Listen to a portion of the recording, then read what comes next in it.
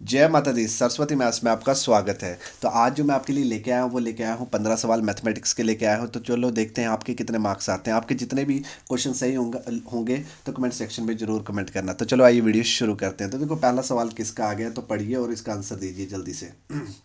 देखो पहला सवाल क्या बोल रहा है, इसको थोड़ा सा समझने की कोशिश करते हैं। पहला सवाल बोल रहा है, what is the difference of the largest and the smallest two digit prime number. मतलब हमें प्राइम नंबर निकालने हैं, टू डिजिट के। क्या निकालने हैं दोस्तों? प्राइम नंबर निकालने हैं। प्राइम नंबर निकालने कितने डिजिट के दोस्तों? टू डिजिट के। मतलब हिंदी में बात की जाए तो हिंदी में क्या बोलते हैं दोस्तों? अभाज्य संख्याएं। हमें दो अभाज्य संख्या निकालनी है, दो डिजिट वाली अभाज्य संख्या निकालनी है। तो दो अंकों की सबसे बड़ी और सबसे छोटी अभाज्य संख्या का अंतर बताना है।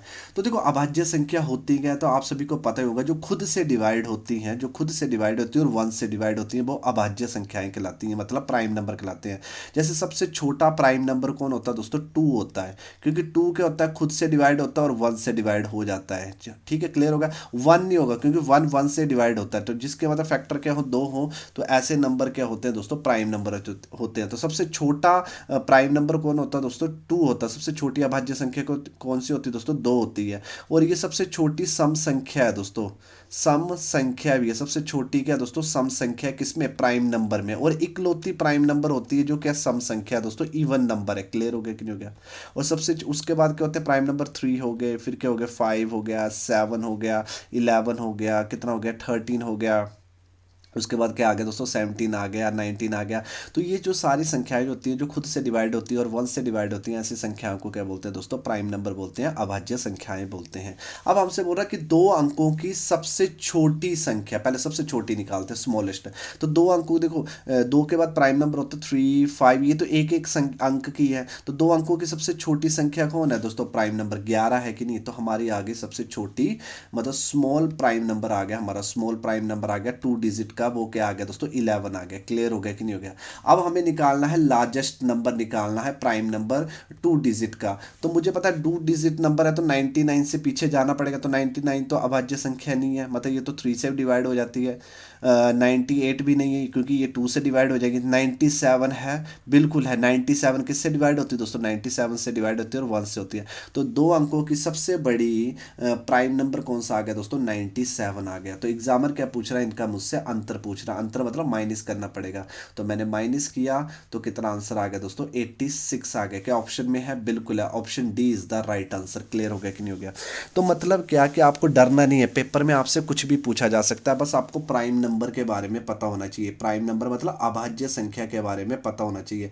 अभाज्य संख्याएं कौन सी संख्याएं होती हैं? जो खुद से डिवाइड होती हैं और वन से डिवाइड होती हैं, ऐसे नंबर क्या होते हैं दोस्तों?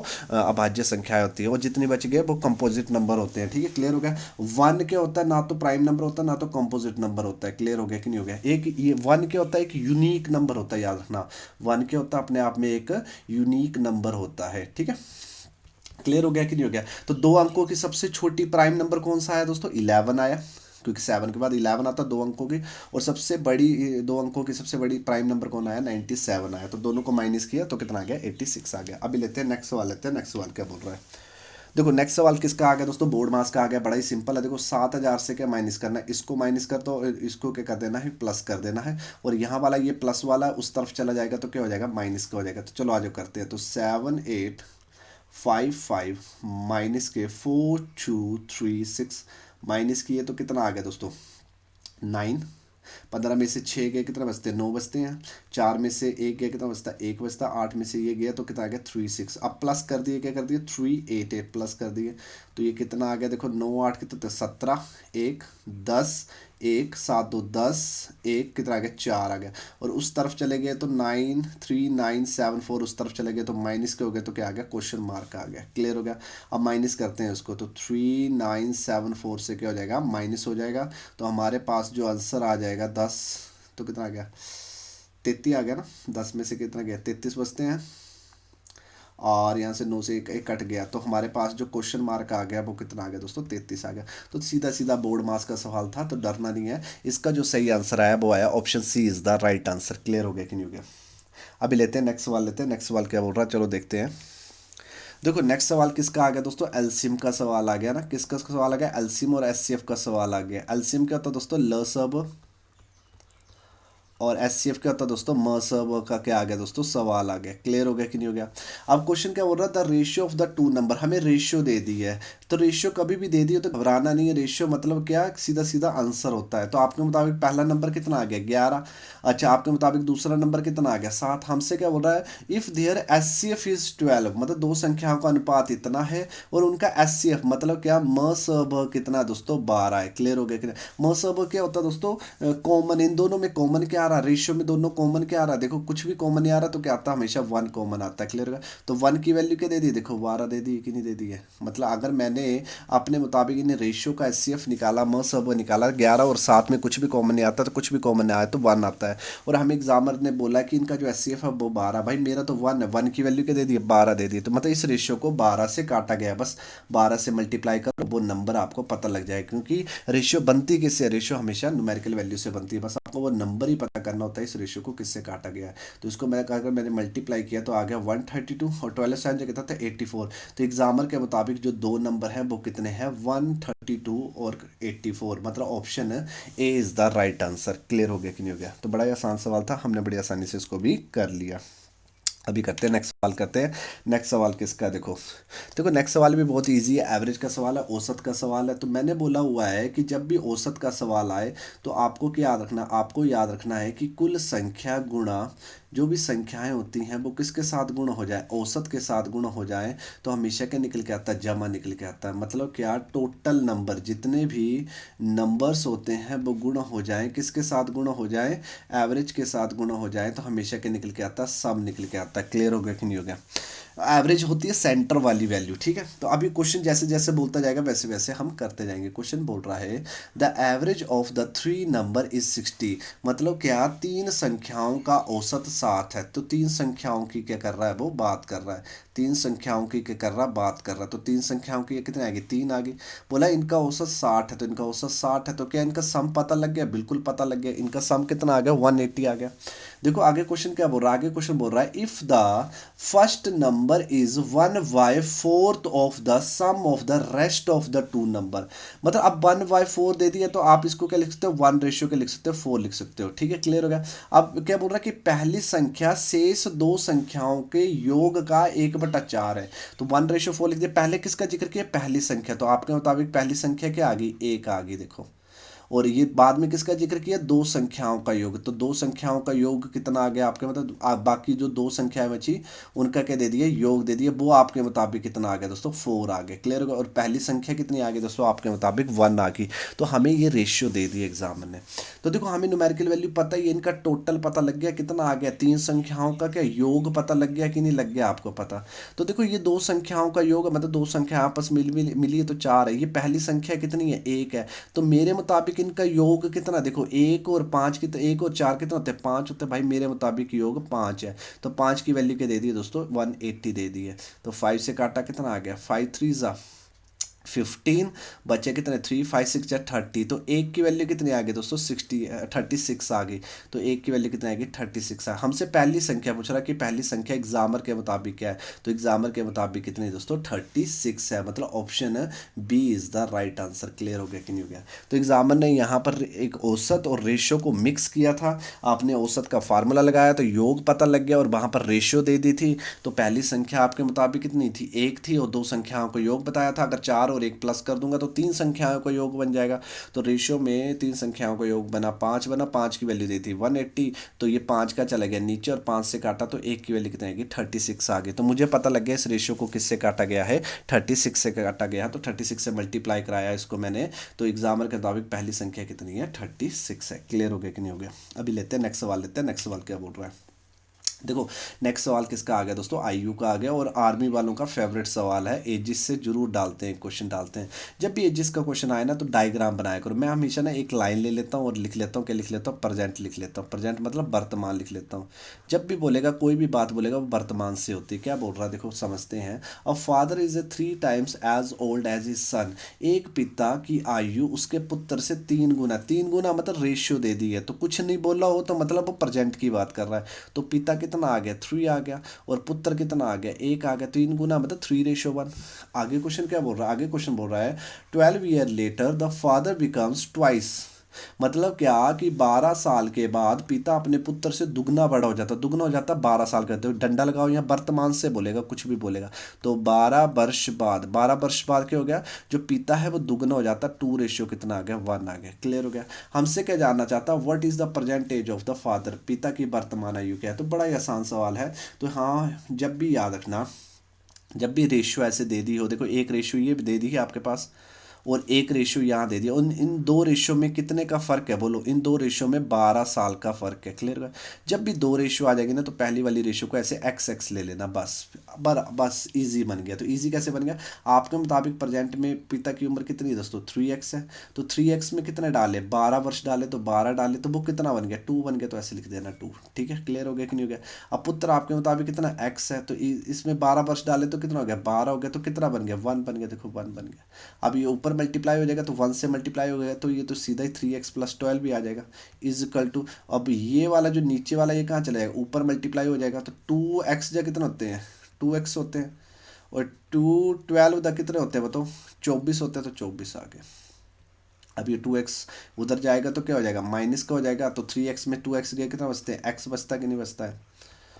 और ये प्लस के 12 उस तरफ गए तो क्या हो गया, माइनस के हो गए, तो 24 में से 12 गए, कितना बचते हैं दोस्तों 12 बचते हैं। तो x की वैल्यू कितनी आ गई दोस्तों 12 आ गई।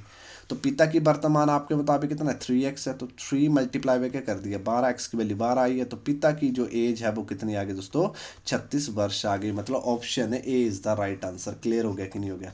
तो जब भी आपको ऐसी दो रेशियो बन जाएं, जैसे डायग्राम बनाना, जब भी ऐसे दो रेशियो बन जाए, इनके बीच में जो गैप है बस ऐसे सॉल्व करना, बड़ी आसानी से इसका आंसर आ जाएगा। क्लियर हो गया कि नहीं हो गया। अभी करते हैं नेक्स्ट सवाल, करते हैं नेक्स्ट सवाल क्या बोल रहा है।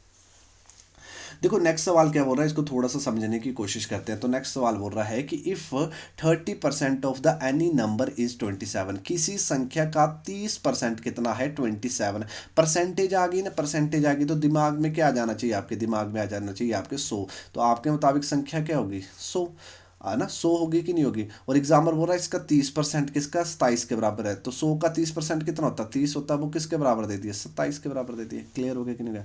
हमसे क्या जानना चाहता है, then what will be the 80% of if that number, उस संख्या का 80% क्या होगा। तो देखो 30% दे दिए तो हमेशा 1% निकाल लो। तो मतलब किसका 30% का डाटा दिए तो 30 का लिखूंगा नीचे। अगर आपसे वो नंबर पूछता तो आप किससे मल्टीप्लाई कर देते, 100 से मल्टीप्लाई कर देते। पर आपसे उस संख्या का 80% पूछा, तो मतलब 80% का डाटा जानना चाहता, तो मल्टीप्लाई भी कर दिया 80 कर दिया। परसेंट से परसेंट काटा, 0 से 0 काटा, 3 से काटा, 3 9 जा 27, और 9 8 जा कितना होता है 72। तो उस संख्या का जो 80% होगा वो कितना होगा दोस्तों 72 होगा। क्या ऑप्शन में है, बिल्कुल है भाई ऑप्शन में। तो इसका जो आंसर होगा option A is the right answer. Clear हो गया कि नहीं हो गया। मतलब आपके मुताबिक संख्या कितनी होगी 100, तो ऐसे न्यूमेरिकल वैल्यू लिख लीजिए कीजिए। ठीक है, 27 लिखा तो 30 का डाटा दिया तो 30 का लिखा नीचे, और 80 का डाटा पूछा तो मल्टीप्लाई कर दिया, 80 काटा, बस सिंपल काटा, और हमारा आंसर कितना आ गया, कितना आ गया 72 आ गया। क्लियर हो गया कि नहीं हो गया। अभी करते हैं नेक्स्ट सवाल, करते हैं नेक्स्ट सवाल करते हैं। ठीक है, अगर आपको अब वीडियो पसंद आ रही है ना, तो अभी वीडियो को लाइक करो यार, शेयर श्योर करो यार, ठीक है, और सब्सक्राइब करना ना भूलना है ना। थोड़ा कमेंट भी कर दिए करो यार, अच्छी लग रही है वीडियो तो कमेंट कर दिए करो, है ना, हौसला मिलता है यार। आप थोड़ा सा प्रमोट करोगे तो ही फिर मैं आगे अच्छे से पढ़ा पाऊंगा ना, है ना। आप ना कमेंट करते हो, वीडियो देखते हो ना कमेंट करते हो, कुछ नहीं करते हो, फिर क्या होता है कि मुझे क्या पता कौन वीडियो देख रहा है, कौन नहीं वीडियो देख रहा है ना। कमेंट करो, चलो अभी कमेंट कर दो, मुझे थोड़ा सा पता लग जाएगा, अच्छा ये वीडियो देख रहे हैं, मैं उनके लिए वीडियो डाल दिए करूँगा ना।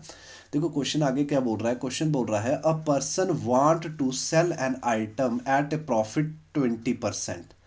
मतलब क्या करना चाहता है कि एक व्यक्ति एक वस्तु को 20% के लाभ पर बेचना चाहता है। जैसे परसेंटेज आ जाए तो दिमाग में क्या आ जाना चाहिए 100 आ जाना चाहिए। अगर 20% लाभ पर बेचना चाहता है तो मुझे बताओ लाभ और हानि कौन डिसाइड करता है, हमेशा कॉस्ट प्राइस डिसाइड करता है कि नहीं करता है। तो मेरा कॉस्ट प्राइस कितना होगा 100 होगा कि नहीं होगा। और मैं लाभ पर बेचना चाहता हूँ तो बेचना क्या होता है दोस्तों सेलिंग प्राइस होता है। सेलिंग प्राइस क्या होता है विक्रय मूल्य। जैसे परसेंटेज आएगी मैं 20% लाभ पर बेचना चाहता हूँ, मतलब कितने का बेचना चाहता हूँ 120 रुपये का बेचना चाहता हूँ कि नहीं बेचना चाहता हूँ। 100 का माल कितने का बेचना चाहता हूँ 120 का बेचना चाहता हूँ। पर होता क्या है, लेकिन होता क्या है उसने इसे 20% हानि पर हानि पर 480 रुपये में बेच दिया। मतलब मैंने गलती से कितने का बेच दिया, 20% हानि पर बेच दिया। तो 20% हानि मतलब लाभ और हानि कौन डिसाइड करता, कॉस्ट प्राइस। तो मतलब 20% हानि मतलब 100 का 20% कितना, 20, तो 20 रुपये हानि मतलब 80 रुपये में बेच दिया। क्लियर होगा। पर एग्जाम्पल बोल रहा मैंने 480 रुपये में बेच दिया, 20% हानि पर 480 रुपये में बेच दिया। जैसे 480 का बेच रहा हूं तो मुझे 20% की हानि हो रहा है। मतलब सामने पता लग रहा है कि 80 का डाटा क्या दे दिया, देखो 80 का डाटा क्या दे दिया दोस्तों, 480 दे दिए। क्लियर हो गया कि नहीं हो गया। तो मैंने अब बोला हुआ है न्यूमेरिकल वैल्यू ऐसे लिखा करो कि 80 का डाटा दे दिया तो 80 का आएगा, बोलो 80 का डाटा दे दिया तो 80 का आएगा नीचे। और हमसे बोल रहा है कि आवश्यक लाभ प्राप्त करने के लिए उसे किस कीमत में बेचना चाहिए। मतलब 120 का डाटा पूछ रहा है कि इतना मुझे लाभ कमाना तो 120 रुपये का बेचना पड़ेगा कि नहीं बेचना। मतलब 120 का डाटा जानना चाहता हूँ। 0 से 0 काटा, 8 1 जा 8, 8 6 जा 48 और 12 6 जा कितना होते हैं, 72 होते हैं। तो मतलब मुझे 20% का लाभ कमाना है तो उसे मुझे कितने का बेचना पड़ेगा, 720 रुपये का बेचना पड़ेगा। मतलब option A is the right answer. Clear हो गया कि नहीं हो गया। तो जब भी आपको लाभ और हानि जो डिसाइड करता है, हमेशा कॉस्ट प्राइस डिसाइड करता है। 480 पर बेचने पर मुझे 20% की हानि होती है।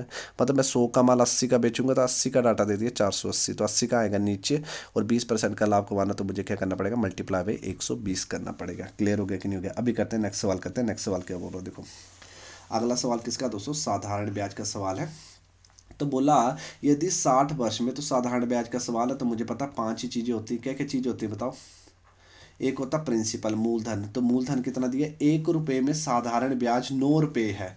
तो मतलब 1 रुपया है और साधारण ब्याज कितना मिल रहा है, 9 रुपये मिल रहा है। मतलब अमाउंट कितना होगा, मिश्र धन 10 रुपये होगा ना। पर कितने समय में मिल रहा, बोलो ये 60 वर्ष में मिल रहा है। तो हमसे क्या जानना चाहता, हमसे क्या जानना चाहता है, रेट जानना चाहता है। क्लियर हो गया कि नहीं हो गया। तो साधारण ब्याज का सवाल है तो आपको क्या रखना है कि simple interest is equal to P multiply T upon 100 होता है। ठीक है। तो प्रिंसिपल कितना, 1 रुपया। रेट कितनी है बोलो, हमसे निकालनी है। टाइम कितना बोलो, 60 वर्ष है। अपोन कितना हो गया, 100 हो गया। और साधारण ब्याज कितना, 9 रुपये। तो 9 रुपये आ गया। क्लियर हो गया। देखो 0 से 0 काटी, ये 10 कहाँ चला जाएगा बोलो, ऊपर। और ये 6 कहाँ आ जाएगा दोस्तों, नीचे आ जाएगा। तो 9 × 10 इज इक्वल टू कितना हो गया, 6 हो गया। और आर इधर रह गया। अभी कटता देखो, 3 3 ज़ा 9, 3 2 ज़ा 6, 2 1 ज़ा 2, 2 5 ज़ा 10 और 5 3 ज़ा कितना होते हैं, 15% होते हैं। तो रेट क्या होता है, साल का ही ब्याज होता है। तो आंसर क्या आ गया, option B is the right answer. Clear हो गया कि नहीं हो गया। ठीक है। क्लियर हो गया कि नहीं हो गया। ठीक है। तो इस तरह के करना है, इस क्वेश्चन को आपको सॉल्व करना है।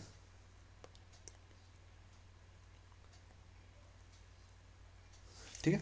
अभी लेते हैं नेक्स्ट सवाल, लेते हैं नेक्स्ट सवाल क्या बोल रहा है। तो चलो आइए नेक्स्ट सवाल करके बताइए।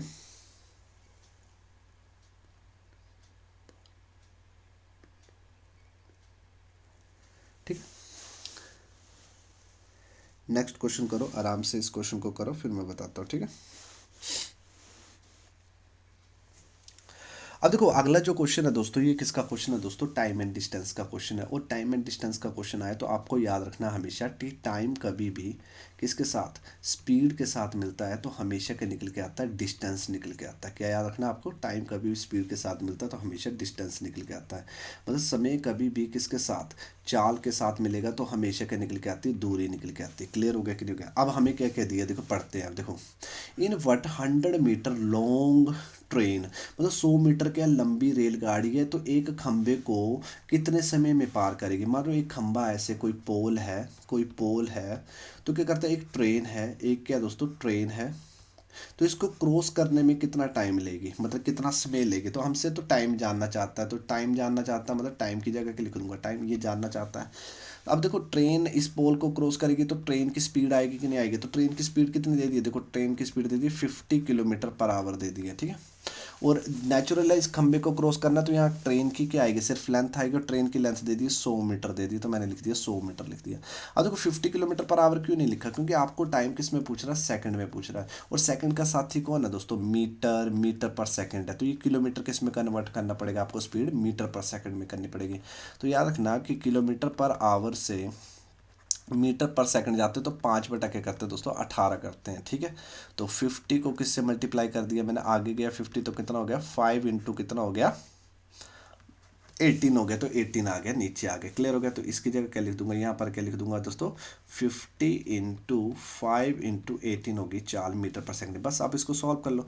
तो टाइम की जगह टाइम रख दिए तो 18 कहाँ चला जाएगा ऊपर, ये 50 और 5 का आ जाएंगे नीचे मल्टीप्लिकेशन में, तो 18 चले गया ऊपर और 50 और 5 का आ गया दोस्तों नीचे आ गया। देखो जीरो से जीरो काटा, 5 × 1 = 5, 5 × 2 = 10, आगे नहीं कटता तो छोड़ दो। देखो आगे के लिखो है 18 दूनी कितने होते हैं, बोलो 18 दूनी होते हैं 36, तो 36 बटा कितना आ गया 5 आ गया। पॉइंट में तो काटो, देखो 5, 5 × 7 = 35, बच्चा कितना 1 और पॉइंट लग गया और कितना आ गया 0, और 5 × 2 = 10, तो कितने सेकंड आ गया दोस्तों 7.2 सेकंड आ गया। मतलब option 2C is the right answer. Clear हो गया कि नहीं हो गया। तो कोई भी रेलगाड़ी किसी मतलब खंबे को क्रॉस करेगी तो उसे कितने सेकंड में क्रॉस करती है दोस्तों, 7.2 सेकंड में क्रॉस करती है ना। क्लियर हो गया कि नहीं हो गया। अभी लेते हैं नेक्स्ट सवाल, लेते हैं नेक्स्ट सवाल क्या बोल रहा है उसको थोड़ा सा समझने की कोशिश करते हैं आराम से, ठीक है। देखो अगला जो क्वेश्चन आ गया वो आ गया टाइम एंड वर्क का। किसका क्वेश्चन आ गया, टाइम एंड वर्क का। और टाइम एंड वर्क का क्वेश्चन आया तो आपको क्या रखना है कि टाइम कभी भी एफिशिएंसी के साथ मिलता तो हमेशा क्या निकल के आता, वर्क निकल के आता है। मतलब क्या कि जो समय है वो किसके साथ गुणा हो जाए, क्षमता के साथ गुणा हो जाए तो हमेशा क्या निकल के आता, कार्य निकल के आता है। अब जैसे जैसे बोलता जाता है वैसे वैसे करते जाते हैं। देखो A can do a work in 6 days, मतलब ए किसी 6 दिन में करता, मैंने 6 लिख दिया। We does the same work in 9 days, B कितने दिन में करता, 9 दिन में करता, क्या लिख दिया 9 दिन में। तो ए किसी कार्य को 6 दिन में करता है, बी उसी कार्य को 9 दिन में करता है। यदि वे एक साथ काम शुरू करते तो कितने दिन में, तो ये दोनों का टाइम ले दिया, तो मुझे वर्क निकालना, वही काम की बात है। दोनों का क्या ले लिया, एलसीएम ले लिया। तो 9 और 6 का क्या ले लिया दोस्तों, एलसीएम ले लिया। 3 × 3 = 9, 3 × 2 = 6, 3 × 1 = 3, 2, तो कितना आ जाएगा एलसीएम बोलो, 9 दूनी कितना 18 एलसीएम आ गया, मतलब 18 वर्क आ गया। तो ए की क्षमता कितनी आ जाएगी, देखो 6 × 3 = 18 और 9 × 2 = कितनी होती है 18। एब्सेंसी, एब्सेंसी क्या होती है, क्षमता क्या होती है, एक दिन का काम। याद रखना क्या होती है दोस्तों, एक दिन का काम। तो बस हो गया क्वेश्चन। आपको हमेशा एफिशिएंसी निकालनी हो, क्वेश्चन आपका बन जाएगा। बोले दोनों मिल जाए, लो जी दोनों मिल गए। तो बोला कितना टाइम लगता है, लो जी कितना टाइम लगता है, कितना समय लगता है किस कार्य को, उसी 18 कार्य को। तो दोनों मिल जाएंगे तो कितने एफिशिएंसी हो जाएगी। देखो ए की जो क्षमता वो कितनी 3 है, ए एक दिन में 3 पेन बनाता है और बी एक दिन में 2 पेन बनाता है। दोनों मिल जाएंगे तो एक दिन में कितने पेन बनेंगे भाई, 5 पेन बनेंगे। अगर 5 पेन बनेंगे तो 18 पेन वो कितने दिन में बना देंगे। तो 5 × 3 = 15, बच्चे कितने 3 और पॉइंट लग गया और कितना आ गया 0, और 5 × 6 कितने होते हैं 18 होते हैं। लगभग 3.6 days लग जाएंगे। मतलब option C is the right answer. Clear हो गया कि नहीं हो गया। तो अभी बड़ा आसान सवाल था, हमने इसको भी बड़ी आसानी से कर लिया क्योंकि टाइम एंड वर्क का क्वेश्चन था। अब देखो कोई भी चैप्टर आ रहा है ना, देखो कोई भी चैप्टर आ रहा है ना, आप सोच रहे होंगे कि अभी तक हमने ये चैप्टर नहीं पढ़ा। और मैं करेंटली भी ना मतलब करेंटली क्या कर रहा हूँ, मैं एक पीछे पीछे हर चैप्टर की मैं वीडियो बनाकर अपलोड कर रहा था, पर आपका अच्छा रिस्पांस नहीं मिला मुझे। तो मैं थोड़ा सा ऐसे सुस्त सा पड़ गया। अगर अच्छा रिस्पांस मिलता, क्या लगभग 1000 तक व्यू आते और आपके मतलब अच्छा रिस्पांस मिलता, कमेंट्समेंट करते, तो मुझे खुशी भी होती कि हाँ मैं सही डाल रहा हूँ। पर मेरी ना पुरानी वीडियोज़ हैं, आर्मी जीडी एक मैंने प्लेलिस्ट में, उसका रिस्पॉन्स अच्छा है। उसमें जितने भी चैप्टर डालें तो खुश रहते हैं, उसमें सभी का बेसिक क्लियर हो जाता है। तो मुझे भी खुशी है कि चलो सभी के चैप्टर अच्छे हो जाते हैं। पर अभी तक जो मेरे नए मतलब प्लेलिस्ट से जुड़ा हुआ है और उसके अभी तक क्वेश्चन नहीं बन रहे ना, तो आपने कोई चैप्टर नहीं पढ़ा ना, तो आपने सर्च करना है। क्या सर्च करना है, सरस्वती मैथ्स लिखना यूट्यूब में और आगे चैप्टर का नाम लिख देना। कुछ भी चैप्टर, जैसे टाइम एंड वर्क नहीं पढ़ा तो टाइम एंड वर्क करना, तो मेरी वाली वीडियो आ जाएगी। अगर लिखोगे आप टाइम एंड सरस्वती मैथ्स के आगे लिखोगे आप टाइम एंड डिस्टेंस, तो टाइम एंड डिस्टेंस की वीडियो आ जाएगी। कोई भी चैप्टर जो अभी तक नहीं पढ़ा वो सारी मैंने हर चैप्टर की वीडियो डाली हुई हैं, क्योंकि आपको वीडियोस में देखने को नहीं मिलेगी, आपको दिखेंगी नहीं आदि। तो बस ऐसे सर्च करना, वो वीडियोस आपको आ जाएगी। क्लियर हो गया कि नहीं हो गया। अभी करते हैं नेक्स्ट सवाल, करते हैं नेक्स्ट सवाल क्या है। देखो अगला क्वेश्चन किसका, सर्कल का है। तो ऐसे डालना, देखो आपने अभी तक मेंसुरेशन नहीं पढ़ी होगी तो आप ऐसे डालना। देखो सरस्वती मैथ्स लिखना और आगे लिखना सर्कल।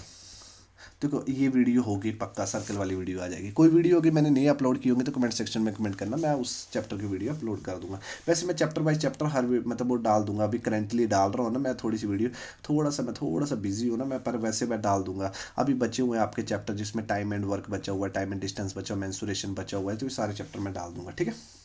अभी देखो ये क्वेश्चन क्या बोल रहा है, ये क्वेश्चन बोल रहा है the area of the circle. देखो सर्कल का कभी भी क्वेश्चन आए और इसका एरिया पूछे तो मेन रोल निभाती है रेडियस। रेडियस मतलब आर, आर मतलब क्या, आगे त्रिज्या मेन रोल निभाती है। देखो जब भी सर्कल आ जाए तो इसका अगर आप एरिया निकालना हो, देखो इसका एरिया निकालना हो मतलब क्या निकालना हो, क्षेत्रफल निकालना हो, तो आपको याद रखना पाई आर स्क्वेयर याद रखना। क्या याद रखना दोस्तों? पाई आर स्क्वेयर रखना है। और इसकी अगर आपको सरकमफ्रेंस निकालनी हो दोस्तों, क्या निकालनी हो? सरकमफ्रेंस निकालनी हो मतलब क्या? परिधि निकालनी हो तो क्या याद रखना आपको? परिधि निकालनी तो आपको याद रखना है 2 पाई आर रखना है। क्या याद रखना दोस्तों? 2 पाई आर याद रखना। बस हो गया क्वेश्चन क्रैक। जैसे आप देखो the area of the circle दिया हुआ मतलब क्षेत्रफल दिया, तो देखा जाए तो किसका डाटा दिया हो? पाई आर स्क्वेयर का डाटा दिया। देखो पाई आर स्क्वेयर का डाटा क्या दे दिया, देखो लिख लो, पाई आर स्क्वेयर का डाटा दे दिया हमारे पास। अगर आर की वैल्यू दे दी होती तो हमसे कुछ भी पूछता तो हम आसानी से आंसर दे देते, बस जस्ट वैल्यू पुट करनी थी ना, या आर की वैल्यू पुट करते हमारा आंसर आ जाता। पर हमसे क्षेत्रफल दे दी तो मतलब पाई आर स्क्वेयर की वैल्यू क्या दे दी? 154 दी थी। ऐसे लिख दो। आर की वैल्यू निकालते, देखो पाई की वैल्यू होती है अप्रोक्सीमेशन होती है 22/7, कितना आ गया? आर स्क्वेयर इजकल टू कितना आ गया? 154 आ गया। तो 22 कहाँ चले गया नीचे, 7 कहाँ चले गया ऊपर, तो आर स्क्वेयर इजकल टू कितना आ गया? 154 मल्टीप्लाई में कितना हो गया? 7 कितना आ गया? 22। 11 से किया 2, 11 से किया 11 कम 11 4, 11 कितना आ गया? 14 आ गया। 2 से काटा कितना आ गया? 7 आ गया। तो आर स्क्वेयर कितना आ गया दोस्तों? 49 आ गया। तो आर की वैल्यू कितनी आ गई दोस्तों? 7 आ गई। तो रेडियस त्रिज्या कितनी आ गई दोस्तों? 7 आ गई। अब आपसे क्या जानना चाहता है? सरकमफ्रेंस जानना चाहता है। क्या जानना चाहता है दोस्तों? सरकमफ्रेंस जानना चाहता है। सरकमफ्रेंस जो होता है वो होता है 2 पाई आर। तो 2 पाई आर, आर की वैल्यू तो आ गई, तो 22/7, आर की अप्रोक्सीमेशन 7 आ गया। आर की वैल्यू 7 से 7 काटा तो सरकमफ्रेंस कितनी आ जाएगी दोस्तों? इसकी परिधि जो बाहर वाली आ जाएगी वो क्या आ जाएगी दोस्तों? 44 आ जाएगी। Option B is the right answer. Clear हो गया कि नहीं हो गया? तो जब भी सर्कल आए तो मेन रोल निभाती है रेडियस आर। तो इसका अगर क्षेत्रफल पूछेगा तो क्या होता है दोस्तों? पाई आर स्क्वायर। परिधि बोलेगा तो क्या होगा? 2 पाई आर। और इनका डाटा दिया हुआ तो इसके साथ क्या कर देना? कंपैरिजन कर लेना, आर की वैल्यू निकाल लेना, फिर जो मर्जी पूछो बड़ी आसानी से आप निकाल सकते हो। अभी लेते हैं नेक्स्ट सवाल, लेते हैं नेक्स्ट सवाल क्या बोल रहा है। देखो देखो नेक्स्ट सवाल किसका आ गया? वॉल्यूम का, क्यूब का आ गया। तो क्यूब क्या होता है? वॉल्यूम। वॉल्यूम होता है दोस्तों जिसे आप छू नहीं सकते। जैसे कोई बॉक्स है तो बॉक्स के अंदर कितना पानी भर सकते हैं हम, ये देखो ये पानी जो भर सकते हैं ये होता है वॉल्यूम। तो क्यूब होता है जिसकी सारी साइडें, घन बोलते हैं जिसकी सारी साइडें क्या होती है? बराबर होती है। तो जब भी इसका घन निकालना है तो इसका जो वॉल्यूम निकालते हैं दोस्तों वो होता है, क्या होता है बताओ? ए क्यूब होता है। कितना होता है? ए क्यूब होता है। तो आपसे वॉल्यूम पूछ रहा है मतलब आपको ए निकालना पड़ेगा कि निकालना पड़ेगा? आयतन। वॉल्यूम मतलब होता है आयतन। वॉल्यूम मीन्स होता है दोस्तों आयतन, ठीक है, घन। तो आपको ए की वैल्यू चाहिए तो आपको क्या दिया? वो डायगोनल दिया। तो डायगोनल मतलब यहाँ से ऐसे डायगोनल होता है एक बीच में, कितनी बड़ी छड़ी, सबसे बड़ी छड़ी उस क्यूब की सबसे बड़ी लेंथ होगी वो आ सकती है इस क्यूब में।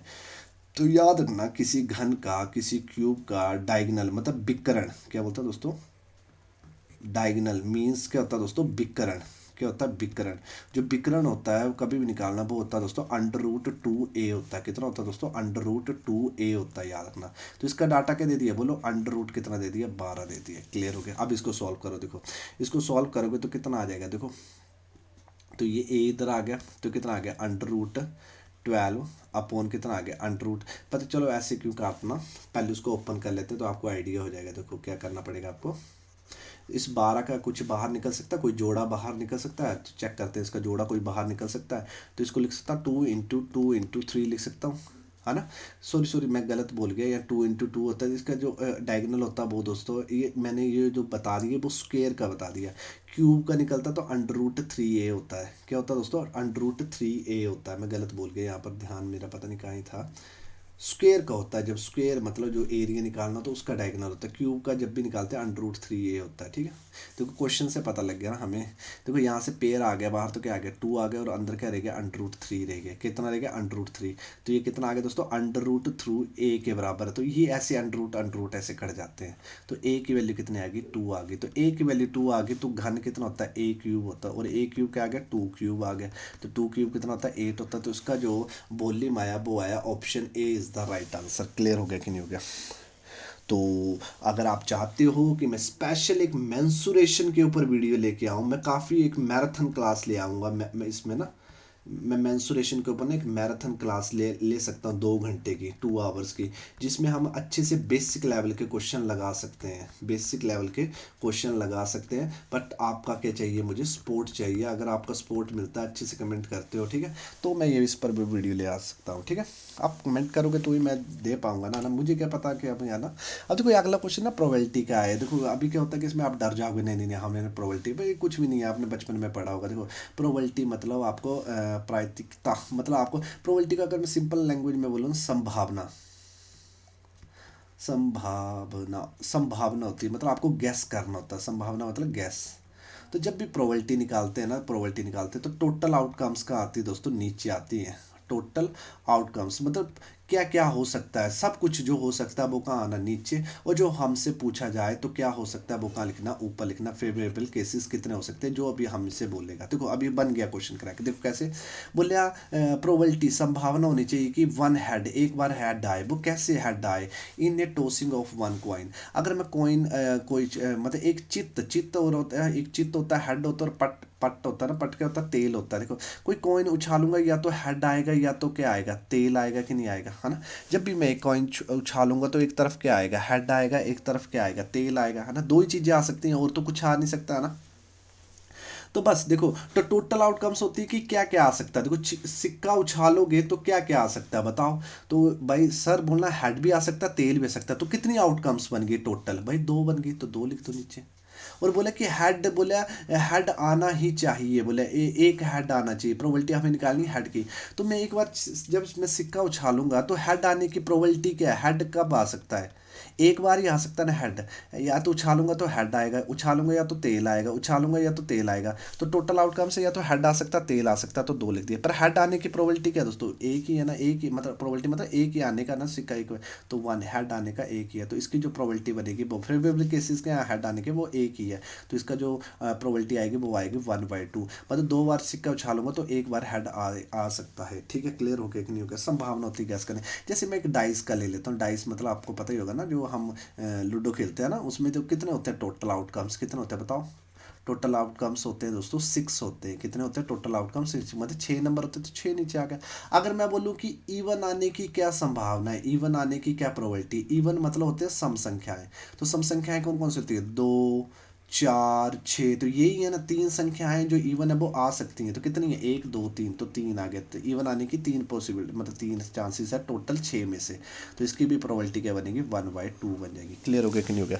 तो आसान क्वेश्चन आएंगे, आपको ज़्यादा हाई लेवल के रहेंगे। बड़ा आसान सवाल था, हमने बड़ी आसानी से कर लिया।